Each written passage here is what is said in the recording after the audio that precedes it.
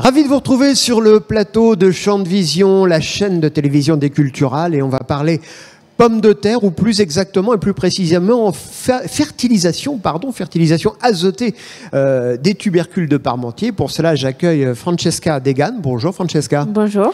Alors, vous êtes ingénieure recherche et développement chez Arvalis. Vous êtes spécialiste de la fertilisation des céréales à paille et des pommes de terre. Alors tout d'abord, c'est quoi l'enjeu de la fertilisation des pommes de terre aujourd'hui ? En fait, la fertilisation de la pomme de terre, donc on parle de fertilisation azotée, c'est une étape très importante dans la culture de la pomme de terre. Donc sans azote, la pomme de terre, elle va pas produire assez.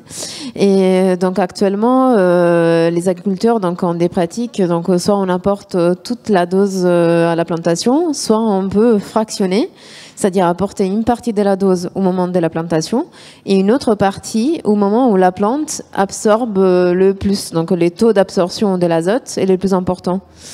Et donc l'enjeu en fait c'est de apporter la quantité d'azote au plus près des besoins de la pomme de terre du moment où elle absorbe le plus pour apporter la juste quantité et pas en perdre en fait, parce que si on apporte tout au moment de la plantation, il y a un risque de perdre l'azote qu'on apporte. Donc il y a à la fois une perte d'argent pour l'agriculteur et aussi une perte dans l'environnement. Donc il peut avoir un risque de pollution, notamment des quantités de nitrates dans l'eau élevées, et ça c'est voilà, il faut essayer de réduire en fait ces pertes. Et alors, comment on s'y prend? Parce qu'il y a des...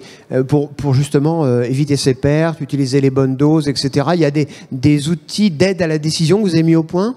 Oui, justement, on est en train de développer des nouveaux outils d'aide à la décision. Donc, les producteurs de pommes de terre disposent déjà d'outils d'aide à la décision, donc comme Jubile, le N-Tester. Mais voilà, actuellement, on développe des nouveaux outils qui se basent sur des images aériennes. Donc, ces images aériennes peuvent être acquises par différents vecteurs, que ce soit des drones ou des satellites. Donc, notre objectif, c'est de développer ces nouveaux outils d'aide à la décision. Donc, on a mis en place depuis 2016 des réseaux d'essais. Donc, un réseau d'essais en micro-parcelles dans les stations expérimentales d'Arvalis et un autre réseau en parcelles agriculteurs chez les agriculteurs eux-mêmes pour en fait évaluer cet outil. Et alors ?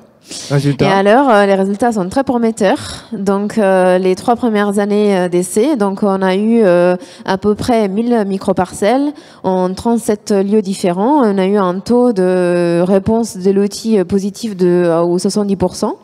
Et depuis ces 3 dernières années, on développe du coup aussi en parcelles agriculteurs et on a un taux de réponse positive de 90%.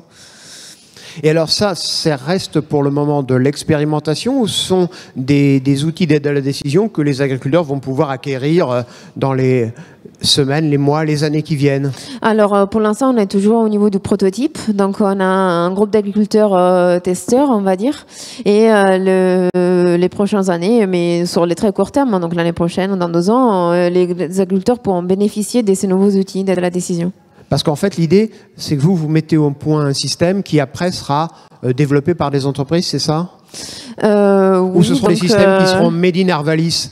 Oui, alors c'est vrai que moi, je travaille vraiment dans la partie recherche. Donc voilà, après comment il va être diffusé l'outil, et c'est vrai il y a différentes stratégies et voilà, mais c'est vrai que oui, il peut être accessible aux agriculteurs, donc voilà.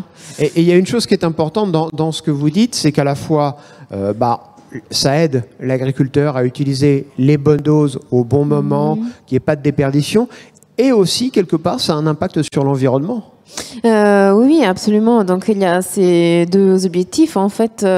Donc un gain pour l'agriculteur parce que en fait il y a un gain dans la dose apportée, donc il apporte moins. Cette dose est plus efficace, donc on maximise l'efficience d'utilisation de l'azote. Et deuxièmement, on réduit les pertes dans l'environnement. Et les pertes, c'est une réduction de combien à peu près?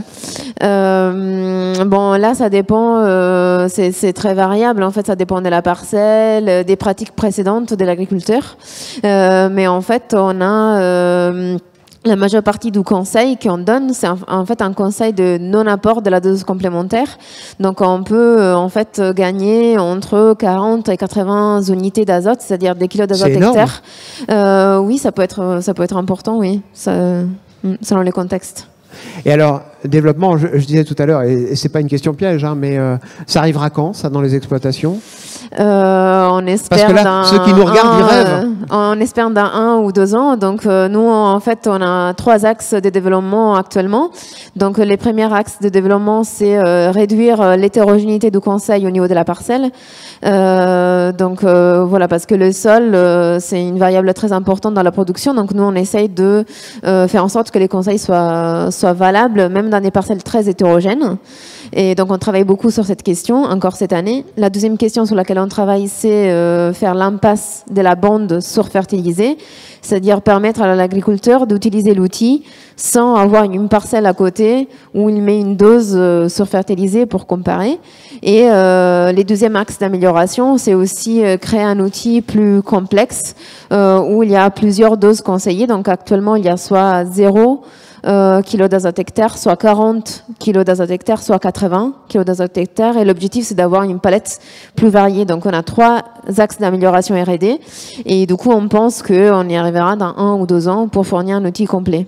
Donc, vous avez encore du travail, du pain sur la planche, hein? Mais oui, mais c'est très passionnant, c'est intéressant. Eh bien, écoutez, Francesca, merci beaucoup d'avoir participé à cette émission.